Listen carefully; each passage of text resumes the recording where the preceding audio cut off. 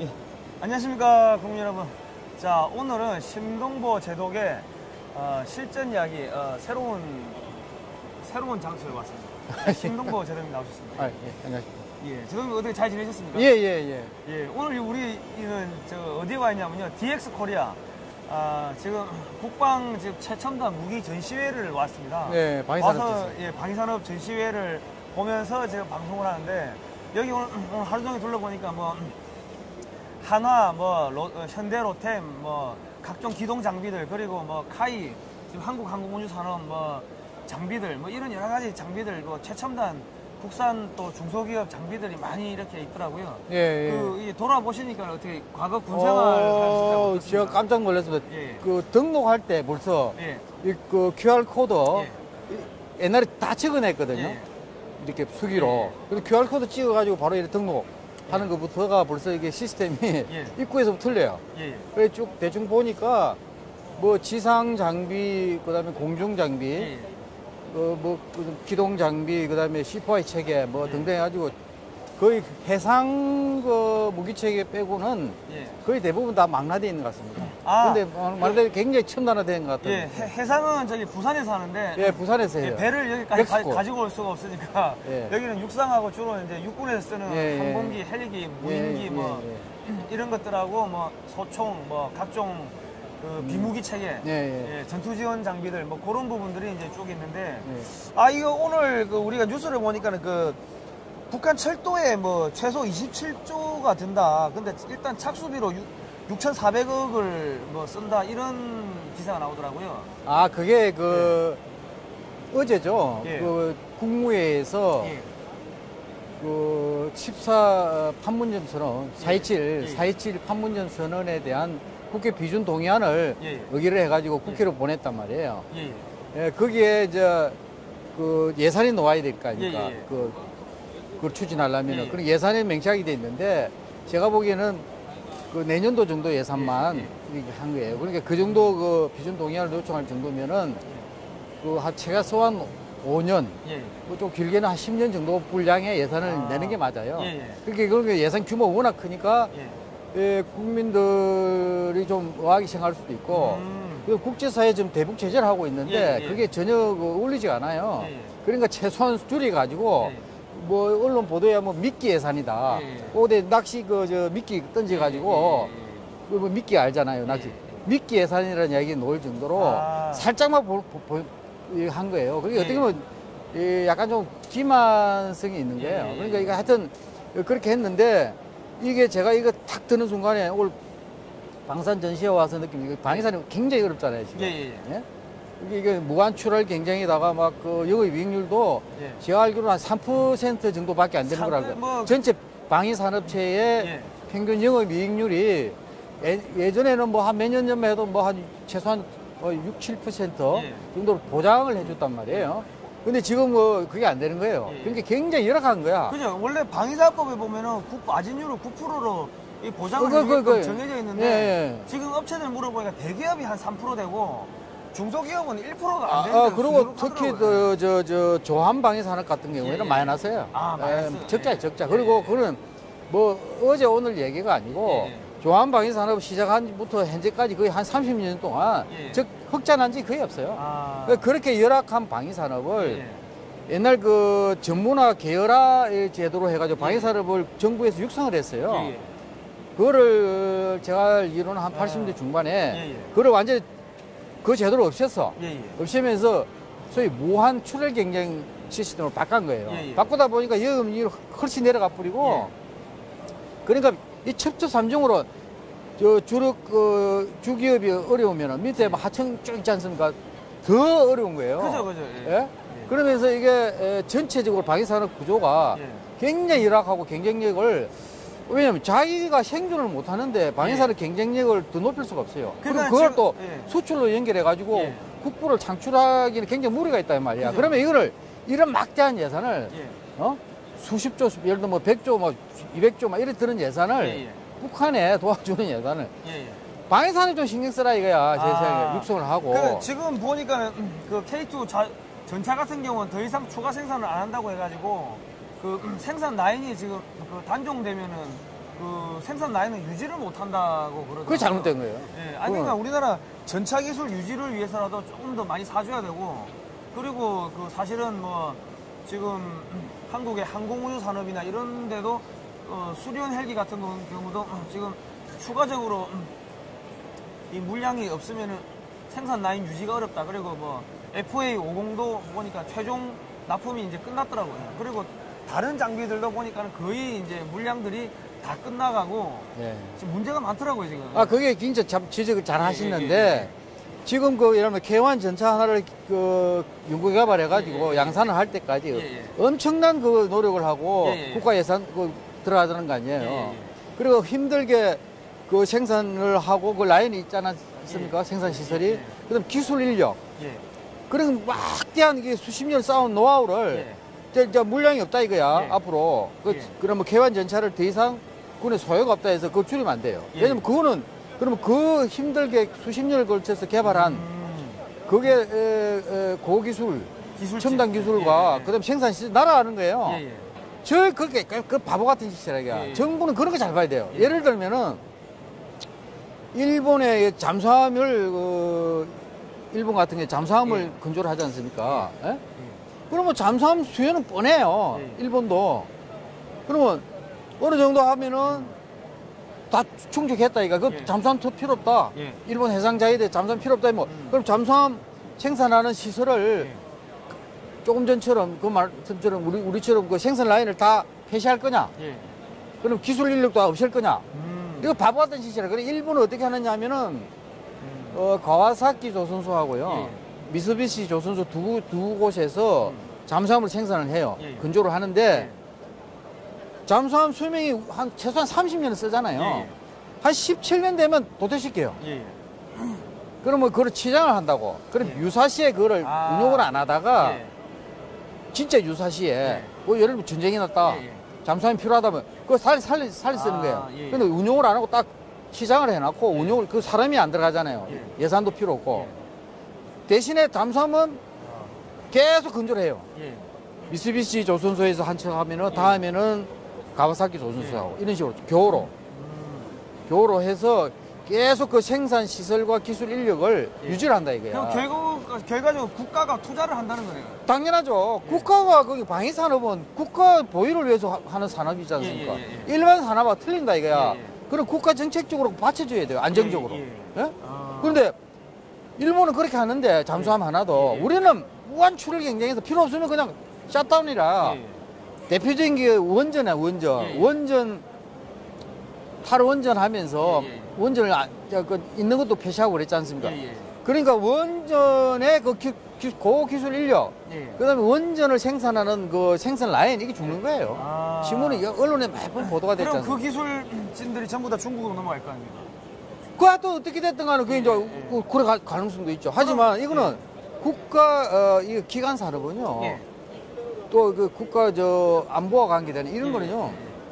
굉장히 국가 정책적으로 신중하게 그 관리를 해야 됩니다. 그러면 뭐 국내에 뭐 탱크 공장이 문을 닫는다, 뭐 전투기 라인이 줄어든다 그러면은 거기에 이 첨단 인력들이 일자리가 없으니까 중국에서 빼가면 한국의 기술이 고스란히 중국으로 넘어갈 수 있는 거 아니에요? 그럴 수도 있죠. 그리고 예를 들면은 원전 이야기가 나왔지만 원전이 이렇게 탈원전을 하면서 아까 막 기술 인력도 아니 원전 학과를 지원하는 학생이 없다고 그러지 않습니까?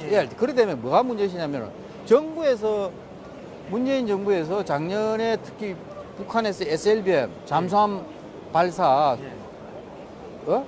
그 탄도탄 그 막 실험하고 막 발사하고 할 때 우리도 원자력 잠수함, 원자력 추진 잠수함을 건조한다는 이야기 있었잖아요. 그래서 상당히 진척이 된 걸 알고 있는데 그럼 원자력 추진 잠수함은 결국 그 잠수함의 추진 체계를 원자력 추진 체계를 싣는다는 얘기는 그러면은 이게 탈원전하면서 그 기술 인력들을 다 없애버리면은 원자력 잠수함의 실을 그러면 원자력 추진체를 누가 만드느냐 이거야. 그러니까 그런 게 여러 가지 그 영향을 준다니까요.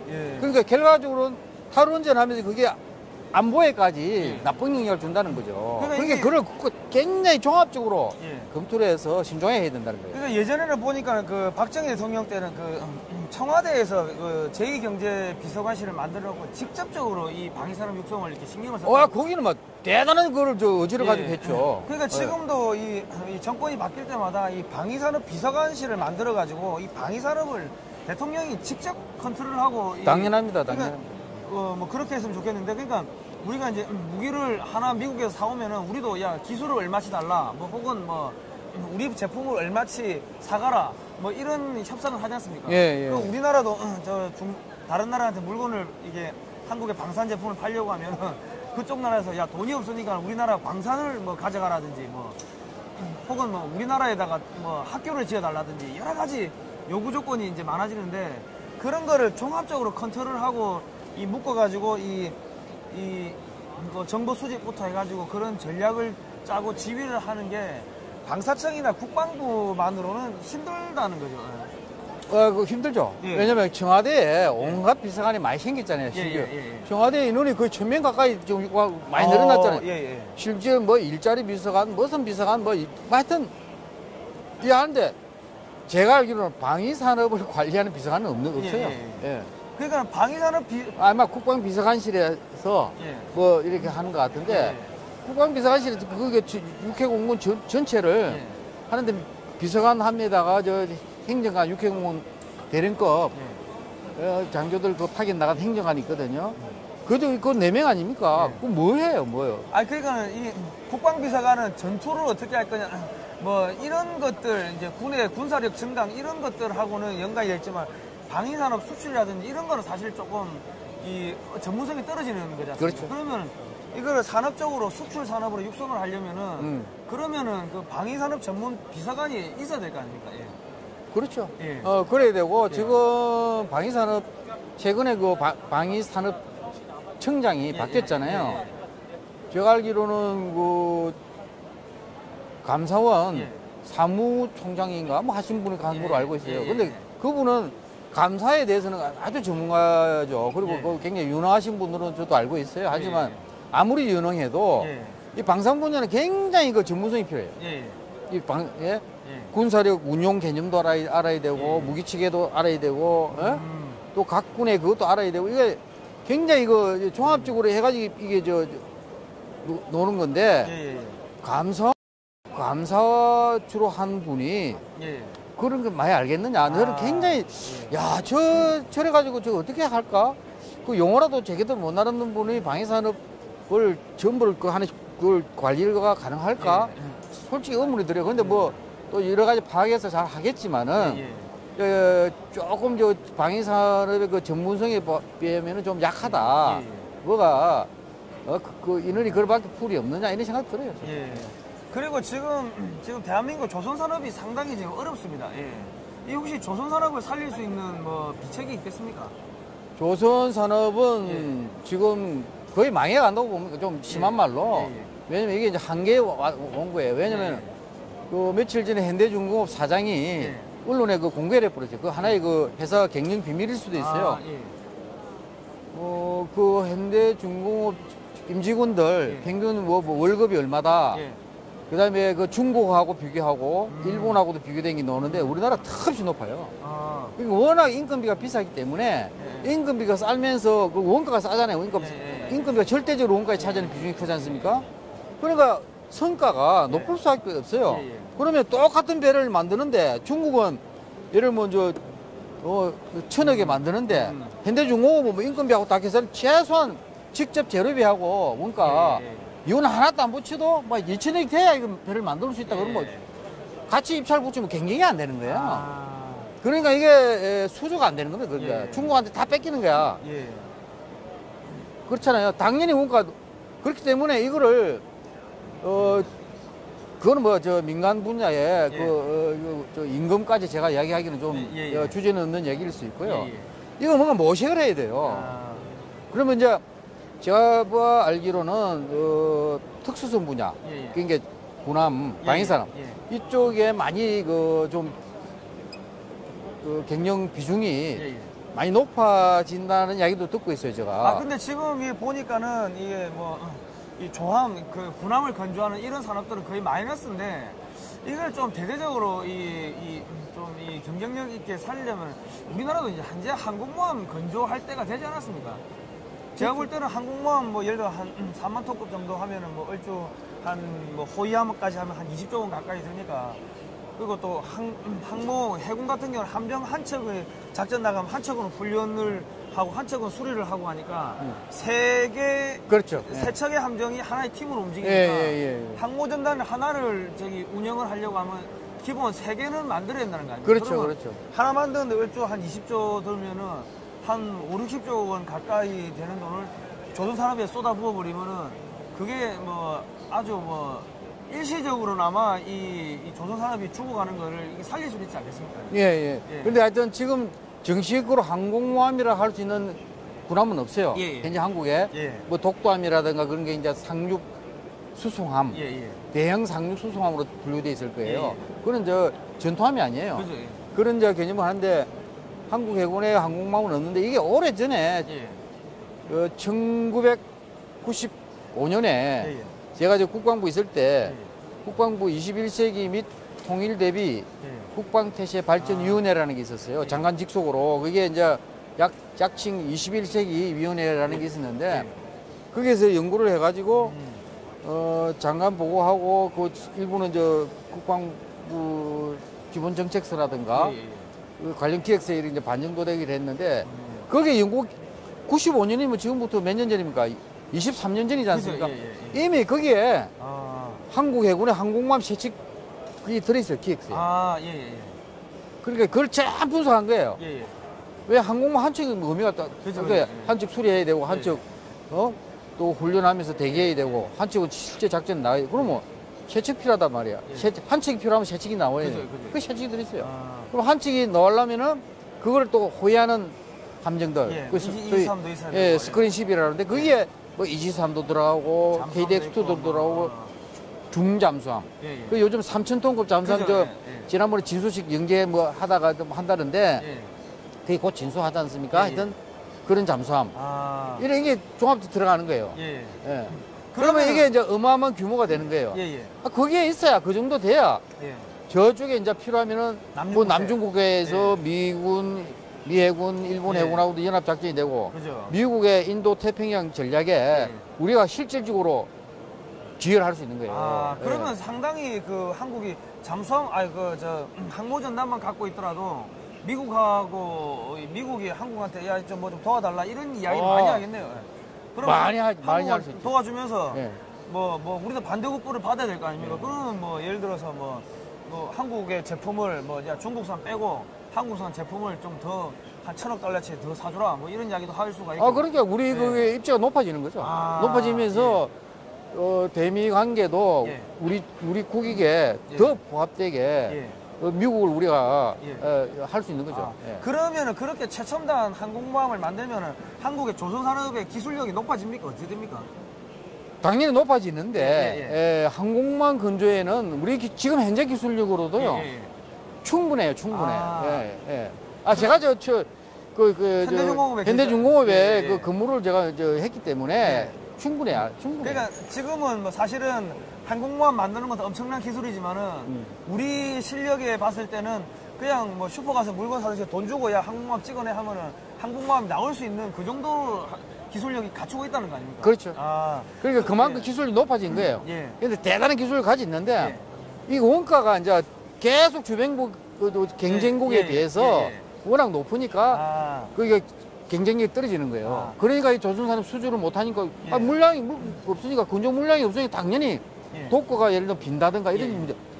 제가 있을 때에도 그 현대중공업의 엄청난 그거거든요. 전체 부지가 제가 한 조선소 부지가 한 300만 평 돼요. 그렇습니까?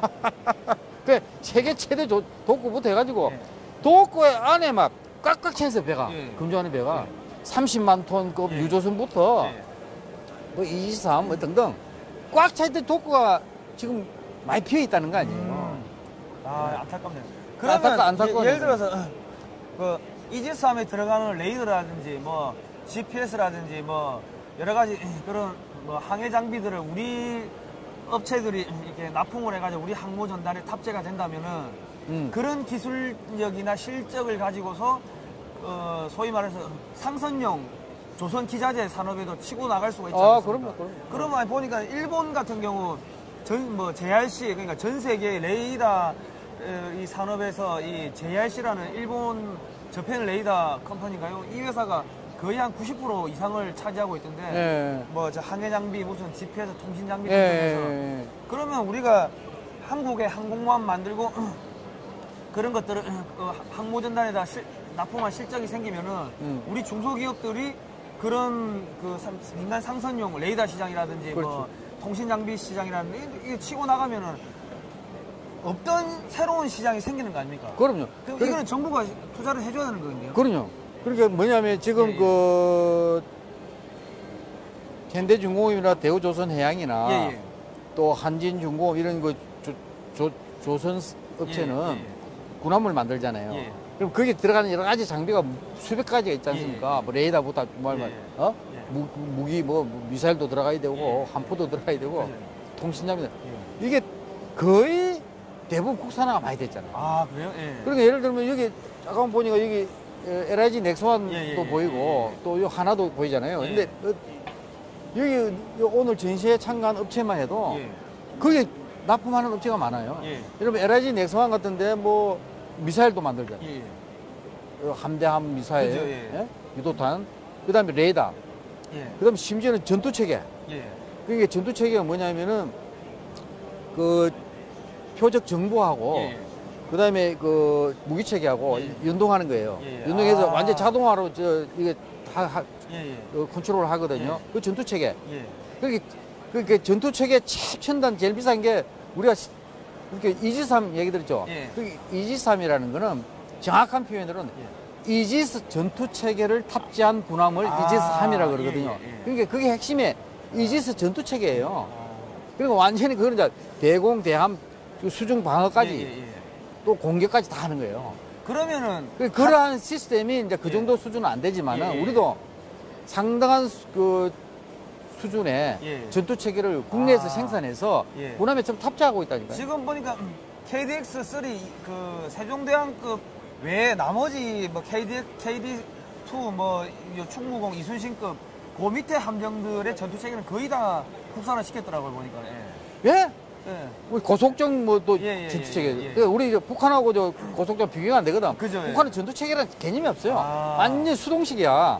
근데 우리 전투 체계가 완전 자동화돼 있다 이 말이야. 그럼 함정을 건조하면 또 전자산업이라든지 소프트웨어 산업 이런 것도 다 동시다발적으로 그럼요. 발전하겠네요. 부수적인 그 효과가 크죠. 그러면 한국에 항공모함 전단을 만들고 하면은 한국에서 만든 헬기도 탑재를 하고 한국에서 만든 뭐 함재기 예를 들어서 KF-X를 그 차세대 전투기 스텔스 4.5세대급 전투기를 저기 또 함재기로 개발해가지고 또 탑재도 하고 하면은 한국의 항공 산업도 이렇게 발전이 되는 겁니까?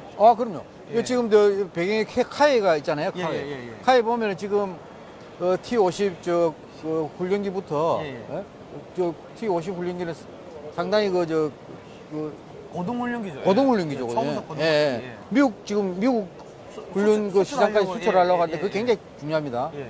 그래서 굉장히 그 갈목할 그 발전을 우리 항공산업을 이렇게 이끌었는데 사실은 저기에 헬기도 또 국산 헬기 뭐 지난번 마리노 뭐 사고도 있었지만은 여러 가지 이제 그 시행착오 있는 거죠. 하지만 크게 보면은 엄청 발전한 거예요. 근데 저기 이제 욕심을 내자면은 지난번 언론 보도에 의하면은 해군의 항공모함에 탑재할 수직이 착륙 전투기 F-35B형을 구매하는 걸 검토하고 한다. 뭐 이런 이야기 나와서 저는 굉장히 반갑게 그 뉴스를 봤는데 이제 그렇게 굉장히 그 고가지 않습니까? 근데 그런 것만 필요한 게 아니고 훈련용 함재기가 필요해요. 예를 들면은 그 무조건 그 비싼 비행기 숙달도 안 돼가 좁은 비행갑판에 내리고 이륙하고 착함할 수는 있잖아요.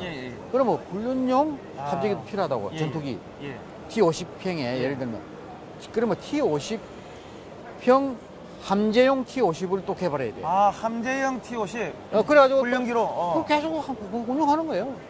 아. 필요하면 뭐 해군 조종사 가면 더 좋고, 예, 예.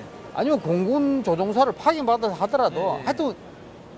하여튼 해군 항공모함에 전투기를 싣고 다니래요, 전투기. 아, 그렇군요. 네, 전투기를. 그러면 예를 들어 우리가 함정을 한 척 수축을 하면은 뒤에 그 탑재되는 헬기도 국산 국산 대잠 헬기를 탑재를 하고, 그리고 그 탑재되는 그런 도 국산 미사일 탑재하고, 네. 국산 소나, 국산 어뢰, 네. 뭐 전부 다 국산 전투 체계가 탑재가 되면 국산 함포. 예, 함포. 그러면 함정 한 척 수출하면 패키지로 수출하는 게 되네요. 엄청난 거죠. 아, 예. 예.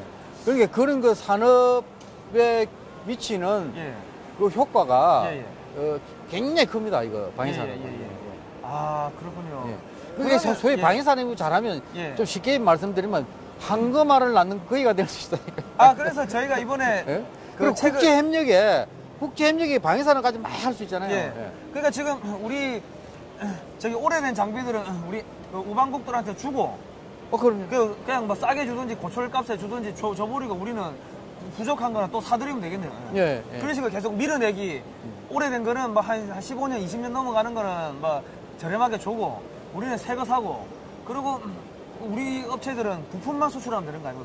그쪽 나라에다가. 예. 그리고 우리 예비역들 중에서 우수한 인력들은 거기 보내가지고 기술, 뭐 수리하는 기술도 알려주고, 예. 그리고 또 뭐 전략 전술도 알려주고, 예. 뭐 여러 가지 민간 군사 그런 지원을 해주면은 예비역들의 일자리도 창출이 되고 그런 거 아니겠어요? 예, 그렇죠.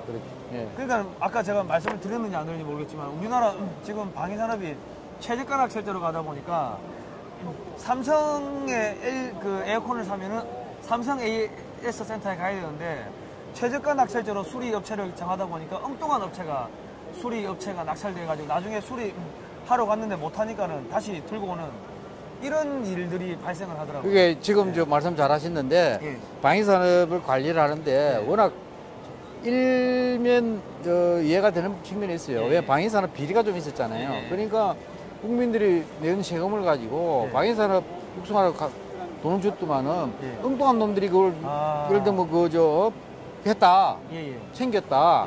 그러니까 전혀 이거는 안 맞는 거죠. 그러니까 그게 막 워낙 근데 제가 보기엔 일부 그런 현상이 있었는데 근데 그거를 전부 해가지고 빈대 잡으려고 그러다가 초과상한생을 태우듯이 그런 식으로 전체 방위산업을 그렇게 나쁘게 보아가지고 규제 일변도로 하면 안 된다 이게. 그 대표적인 최저가 낙찰제예요. 이거는 방위산업체는 마른 수건이잖아요. 저던 수건에 짜면 물이 나오지만 마른 수건 짜봐야 물이 나옵니까? 그러니까 마른 수건 짜듯이 규제를 받고 있다. 이렇게 여기 다 물어보십시오. 방위산업 하시는 분들 종사자들한테 어떠느냐 하면 마른 수건 짜듯이 괴롭다. 악성 규제에 시달리고 이렇게 이야기합니다. 그러다 보니까 연말에 방위사업법에 보니까 연말에 방사청에다가 재무제표, 회계자료, 재무제표하고 회계자료는 기업 기밀인데 그거 플러스 알파로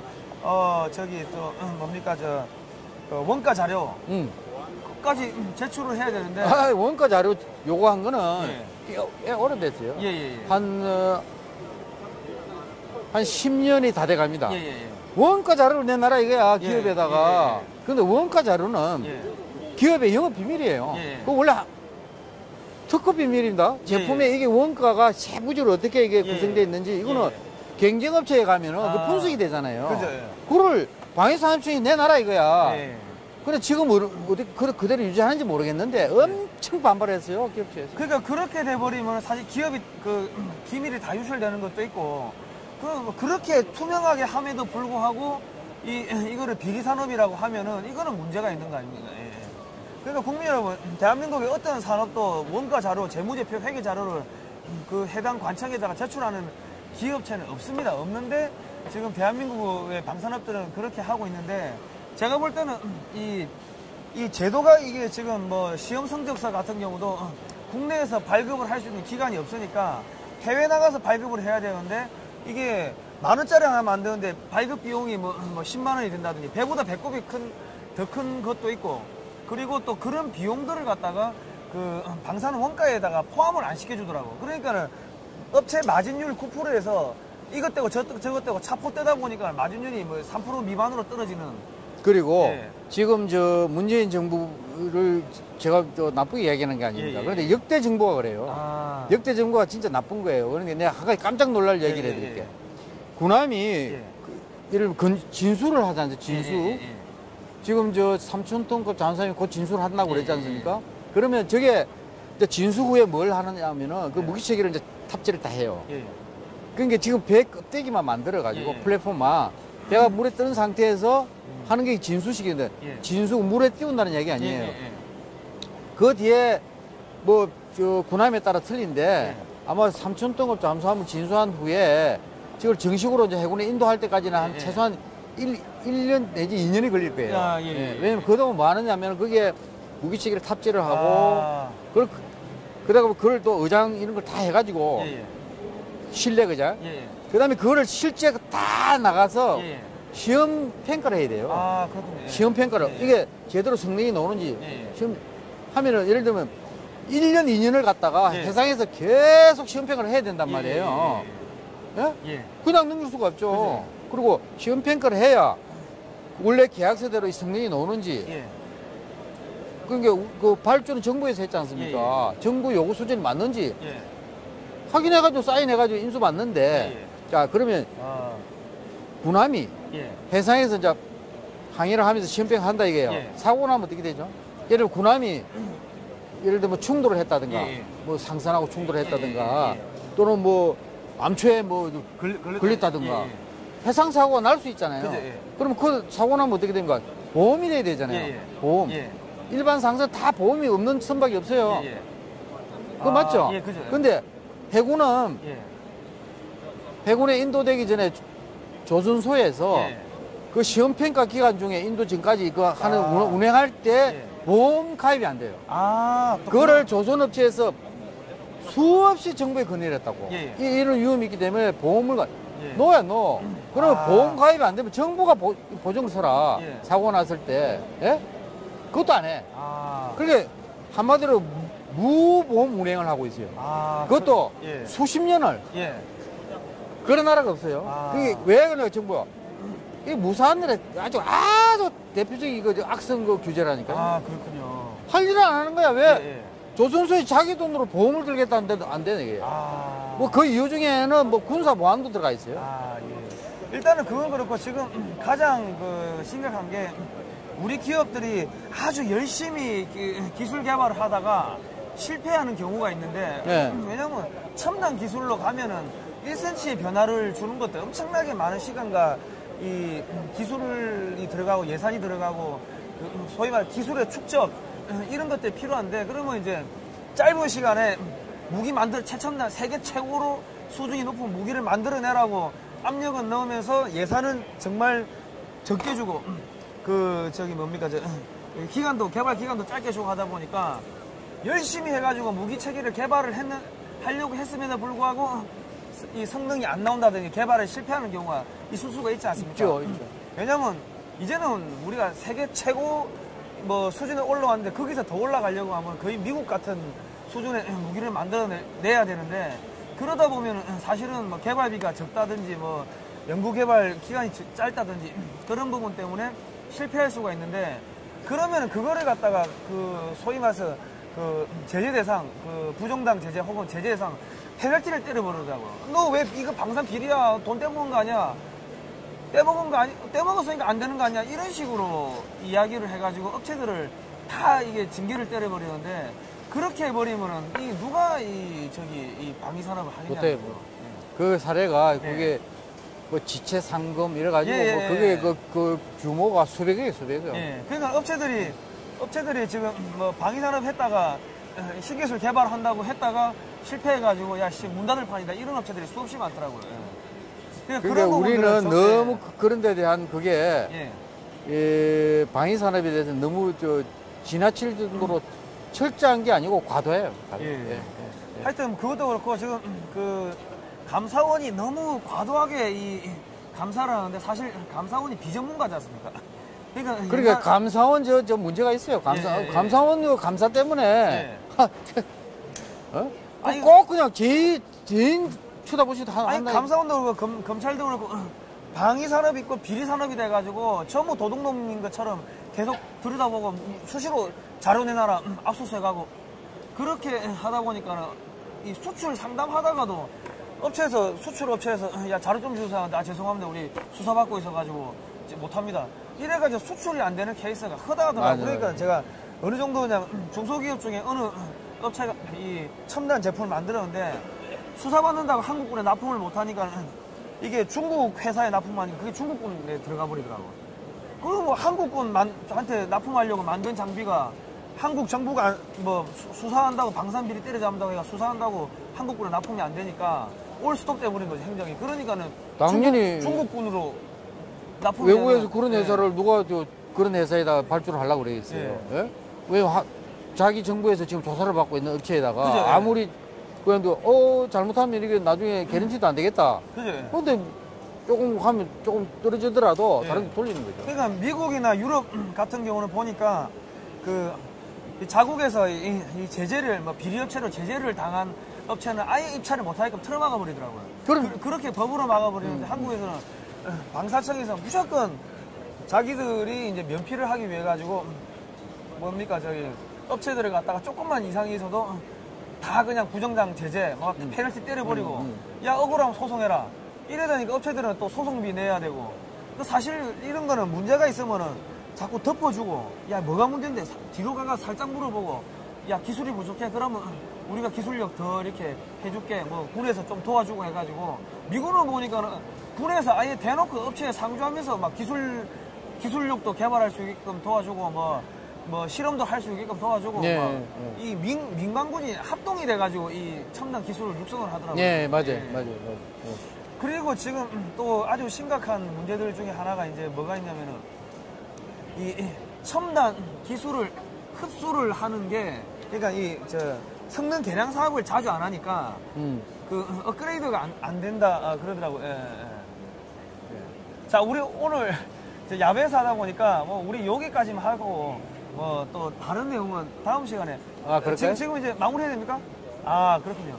다른 또, 예, 오늘 저희가 이게 하루 종일 촬영하니까 배터리가 다 됐나 봅니다. 그렇습니까? 예. 아무튼 간에 국민 여러분, 비리산업은요, 비리산업이 아닙니다. 국가 신성장 동력이고. 기관산업이야, 핵. 예, IT, 전기, 전자, 나노, 빅데이터, 항공우주기술, 그리고 드론, 인공지능, 차세대 융복합 산업입니다. 육성해 주시고요. 우리가 그래서 삼성이 방위산업을 포기한 이유라는 책을 만들었습니다. 글로벌 디펜스 뉴스 02-711-9642번에서 신청해 주시기 바랍니다. 자, 다음 시간에 뵙도록 하겠습니다. 예, 고생하셨습니다. 예, 수고하셨습니다. 예.